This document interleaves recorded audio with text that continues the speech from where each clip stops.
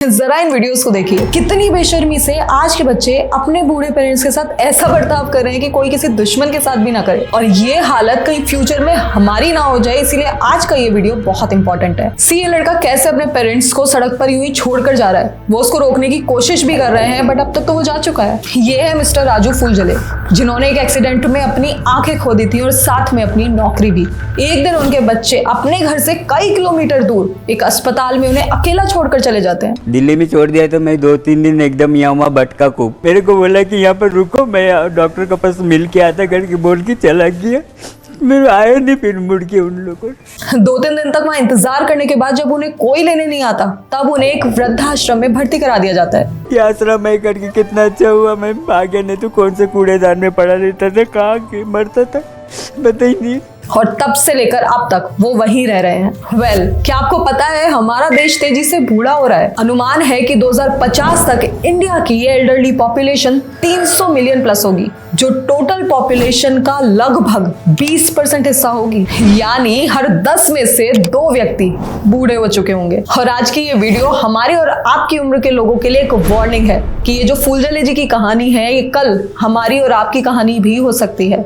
और सिर्फ यही कहानी क्यों, 2025 का महाकुंभ मेला ही ले लो, जो बूढ़े पेरेंट्स का डंपिंग ग्राउंड बनकर रह गया था। ये है रेखा द्विवेदी जी। इनके 4 सेटल्ड बेटे हैं और 4 सेटल्ड बेटे होने के बावजूद वो इन्हें महाकुंभ में छोड़कर चले गए। हम खुद हैरत में हैं कि हमने कैसी परवरिश कर दी बच्चों की कि माँ को नहीं पहचानते। और तो और जब एनजीओ वालों ने इनके घर वालों से संपर्क करने की कोशिश करी तो किसी ने इन्हें घर ले जाने से ही मना कर दिया। अब हमें नहीं पता उनके मन में क्या है कि माँ पूछ रही है कि हम घर आए कि ना आए। वैसे तो हम में से सभी लोग लगभग महाकुंभ में अपने पाप धोने जाते हैं, लेकिन यहाँ तो गंगा ही उल्टी बह रही है। अब इस बूढ़े कपल को ही देख लो, 3 सेटल्ड बच्चे हैं इनके, फिर भी इन्हें महाकुंभ में छोड़ दिया गया है। अब कुछ लोग कहेंगे कि इतनी बड़ी आबादी वाले देश में यदि एकाधा केस ऐसा हो भी गया तो भी कौन सी बड़ी बात है। वेल, बड़ी बात है। कई सारे सोशल वर्कर्स ने ऐसे काफी सारे केसेस नोटिस किए हैं जिसमें बूढ़ी औरतें अपने ही परिवार के द्वारा छोड़ दी जाती हैं। कई सारी औरतें मंदिर के पास बैठी मिलती हैं जिन्हें ये तक नहीं पता कि घर लौटना कैसे है। और आयरनी तो देखो, जिस देश में मातृदेवो भव और पितृदेवो भव हमें बचपन से ही सिखाया जाता है, उस देश में बच्चे अपने पेरेंट्स के साथ में ऐसा बिहेव कर रहे हैं। बट ज्यादा इमोशनल होने से पहले ये समझना भी जरूरी है कि this is just one side of the story. क्या आपको डियर जिंदगी का आलिया भट्ट का ये वाला सीन याद है? तुम बच्चों को जरा सा भी अंदाजा नहीं कितना टफ काम है एक पेरेंट होना, एंड इट्स नेवर एंडिंग। कभी खत्म ही नहीं होता। तो खत्म कर दो ना, जस्ट एंड इट। पेरेंट होने का काम खत्म कर दो ना। बच्चे पालना इतना टफ काम है तो जस्ट एंड इट ना, जस्ट एंड इट। जब बच्चों को आपकी सबसे ज्यादा जरूरत होती है तब आप आराम से छोड़ के चले जाते हो और फिर पूरी लाइफ ऐसे कंप्लेन करते रहते हो कि मुंह बनाती है, ये करती है, वो करती है। ये सीन बेशक एक मूवी का है, but in most of the cases this is the reality today. कई सारे पेरेंट्स अपने बच्चों के साथ वो इमोशनल बॉन्ड बना ही नहीं पाते। मम्मा देखो तो मैंने क्या बनाया। क्या है भाई, लीव मी अलोन। उनके बच्चे तो बस पल गए होते हैं। दूसरी गलती तुम्हें पैदा करना। कई सारे पेरेंट्स पहले अपने बच्चों की एजुकेशन में अपनी मनमानी चलाते हैं। एक्चुअली मैं ये कह रहा हूँ कि कितने कमाल के फोटो खींचे हैं सर उसने। इसको आप इंजीनियर क्यों बना रहे हैं? इसको तो वाइल्ड लाइफ फोटोग्राफर बनना चाहिए। फिर उन्हें कॉलेज कौन सा लेना है, इसमें भी मनमानी। आपने मुझे भी कॉलेज जाने दिया होता। जबान मत लड़ा मेरे साथ, अभी बता रहा हूँ तुझे। चुप चुप चुप चुप एकदम। सब्जेक्ट कौन सा, करियर कौन सा, यहाँ तक कि किस जीवन साथी के साथ में अपना जीवन बताना है, इसमें भी अपनी मनमानी चलाते हैं। बेटी की शादी पिता की मर्जी से ही होती है। शादी के बाद पति ही औरत का सब कुछ होना चाहिए, यही इस खानदान की मर्यादा है। और फाइनली जब उनका बच्चा अपने उसी लाइफ पार्टनर के साथ जिसे उसके पेरेंट्स ने चूज किया है, उसके साथ फाइनली खुश रह रहा होता है, अपने डिसीजंस खुद ले रहा होता है, तब उन्हें उसमें भी अपनी मनमानी चलानी है। चुप क्यों हो? ठीक है भाई, अगर मैंने कुछ बुरा कहा हो तो प्लीज प्लीज मुझे माफ कर दो। अगर माफी से भी काम नहीं चलता तो मैं अपने प्राण त्याग दूंगी। इससे तुम्हें खुशी मिलेगी ना? माँ प्लीज मेक मी हैप्पी। क्योंकि यही तो किया है ना अभी तक। ऐसे में रोज घर का कलेश और फाइनेंशियल स्ट्रेस। तो कई बार ये पेरेंट्स अबेंडनमेंट जैसी चीजें अपनी इच्छा से नहीं बल्कि मजबूरी में आकर भी की जाती है। But yes, I totally agree कि इस सिचुएशन से निकलने का this is absolutely not the right way. तो अब सवाल ये है, तो फिर राइट वे है क्या? वेल, उस राइट वे को वीडियो में हम आगे डिस्कस करेंगे, बट फिलहाल समझना ये है कि अभी तो ये समस्या हमें छोटी लग रही है, बट आज ये प्रॉब्लम एक सोशल इशू होने के साथ साथ एक बहुत बड़ा इकोनॉमिक इशू भी है, क्योंकि आज हमारा डिपेंडेंसी रेशियो लगातार बढ़ता जा रहा है। सी, डिपेंडेंसी रेशियो ये मेजर करने का एक तरीका होता है कि कितने लोग अपना जीवन व्यतीत करने के लिए दूसरे लोगों पर निर्भर है, जैसे बच्चे या फिर बूढ़े जो जनरली काम नहीं कर सकते, और उनका कंपैरिजन होता है उन लोगों से जो एक्टिवली काम कर पाते हैं। चलो इसको एक एग्जांपल से समझते हैं। सपोज एक गांव है जिसकी पॉपुलेशन है 100 और उस गांव में 35 ऐसे लोग हैं जो किसी भी प्रकार का कोई काम नहीं कर सकते, यानी बच्चे या फिर बूढ़े, और 65 लोग ऐसे हैं जो एक्टिवली काम करके कुछ पैसा घर ला सकते हैं। तो यदि हम इस गांव का डिपेंडेंसी रेशियो निकालना चाहे तो डिपेंडेंसी रेशियो का सीधा सीधा फॉर्मूला है number of non working people divided by number of working people into 100। तो इस गांव का डिपेंडेंसी रेशियो होगा 35 डिवाइडेड बाय 65 इनटू 100, यानी 53.84%।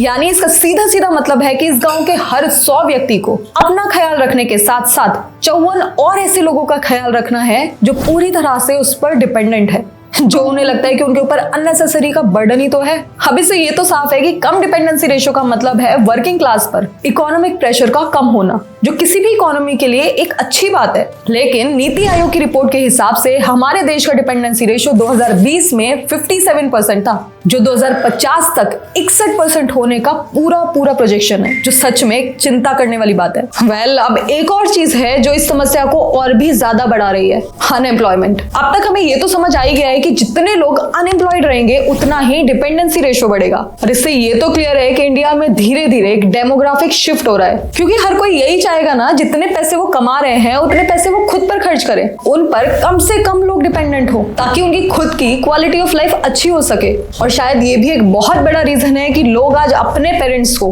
अबंडन करके चले जाते हैं। ऐसे और भी देश हैं जहाँ बूढ़े लोग हमारे देश से कई ज्यादा हैं, लेकिन वहां उनकी ये स्थिति तो नहीं है कम से कम। चलो जापान का एग्जाम्पल ले लेते हैं। जापान में हर 10 में से एक व्यक्ति 80 साल या फिर उससे ऊपर का है, और 29% पॉपुलेशन तो ऐसी है जो 65 ईयर्स क्रॉस कर चुकी है, जो दुनिया में सबसे ज्यादा है, और हमारे देश से कंपेयर करो तो बहुत ही ज्यादा है। लेकिन जापान में लोग अपने पेरेंट्स को इस तरह से अबेंडन नहीं करते, और ऐसा इसलिए है क्योंकि जापान का सोशल एक्सपेंडिचर, यानी जो वहां की सरकार अपने लोगों पर खर्च करती है, वो काफी स्ट्रक्चर्ड है। और इस सोशल एक्सपेंडिचर का जो पैटर्न है वो साफ साफ ये दिखाता है कि वहां की सरकार वर्किंग एज पॉपुलेशन पर सबसे कम और एल्डरली लोगों पर सबसे ज्यादा खर्चा करती है। इसका सीधा सीधा मतलब यह है कि वहां की सरकार कम पैसा खर्च करती है फैमिली अलाउंसेस पे, फिजूल की सब्सिडीज पे, जो अक्सर हमारे देश में एक फैशन हो चला है। फ्री की बिजली, फ्री का पानी और 80 करोड़ लोगों के लिए फ्री का राशन भी, जबकि जापान में ज्यादा पैसा जाता है पेंशन और हेल्थ केयर जैसे एल्डरली सपोर्ट सिस्टम में। अब इससे ये तो क्लियर है कि जापान के पास अपना एक खुद का वेल एस्टेब्लिश्ड वेलफेयर सिस्टम है, जो मेनली एल्डरली लोगों के लिए स्ट्रक्चर्ड तरीके से पेंशन और हेल्थ केयर पर काम करता है। और इसी वजह से जाहिर सी बात है एक फैमिली पर फाइनेंशियल बर्डन बहुत ज्यादा पड़ता ही नहीं है, और यही one of the main reasons है कि जापान में पेरेंट्स अबेंडनमेंट केसेस बहुत ही कम है। और इसके अलावा एक और चीज है जो हमारे देश को जापान और इटली जैसे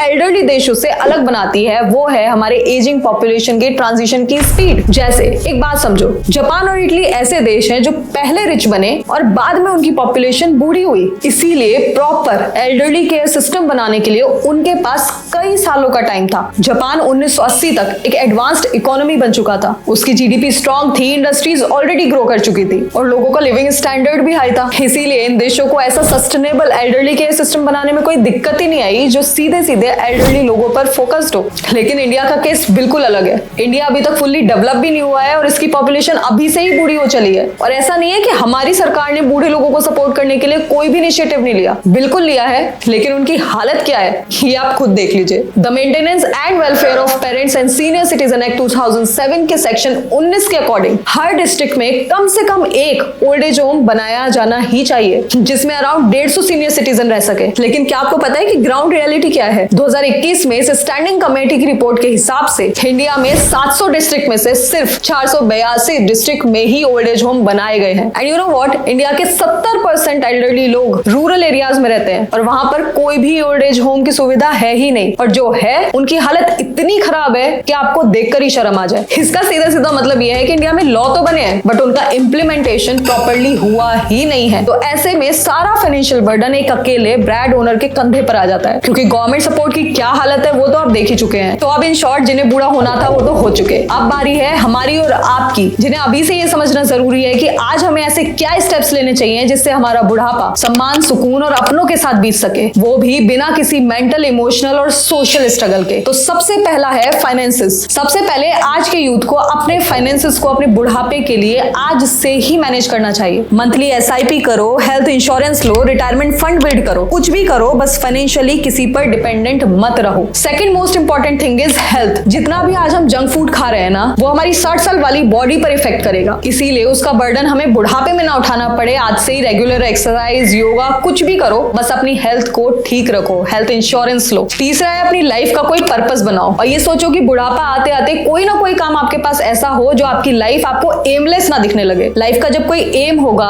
तो आपको आपकी लाइफ अपने आप ही खूबसूरत दिखेगी। फोर्थ पॉइंट इज अपना एक सोशल ग्रुप बनाने की कोशिश करें। अभी से ही यदि आपको सोशल ग्रुप बनाने की आदत होगी तो बुढ़ापे में आप किसी एक परिवार या फिर एक व्यक्ति के साथ बंधकर नहीं रहोगे या फिर उसके ऊपर बर्डन नहीं बनोगे। फिफ्थ पॉइंट इज खुद को वर्सेटाइल बनाना है। आगे आने वाली टेक्नोलॉजी को आज से ही समझने की कोशिश करना है ताकि हम भविष्य की जनरेशन के साथ में कोप अप कर पाए। And the last and most important point is emotional bond बनाना है अपनी फैमिली के साथ में, अपने आगे आने वाले बच्चों के साथ में। हमें अपने आने वाली ओल्ड एज को वीक नहीं समझना है बल्कि उसको स्ट्रॉन्ग और इंडिपेंडेंट बनाने के लिए आज से ही डिसीजंस लेने हैं। 2050 में आने वाला इंडिया ऐसा होना चाहिए जहां बुढ़ापे का मतलब हो एक्सपीरियंस, पीस और डिग्निटी। और उसके लिए आज का 30-40 साल का व्यक्ति यदि सोच बदलेगा तभी तो 2050 वाला एल्डरली खुश रह पाएगा। सो व्यूअर्स, आज की इस वीडियो में बस इतना ही। और यदि आपको ये वीडियो अच्छी लगी है तो जरूर आपको ट्रैफिक कंजेशन वाली ये वीडियो भी अच्छी लगेगी। सो यदि ये वीडियो आपने यहाँ तक देखी है उसके लिए बहुत बहुत धन्यवाद। Please do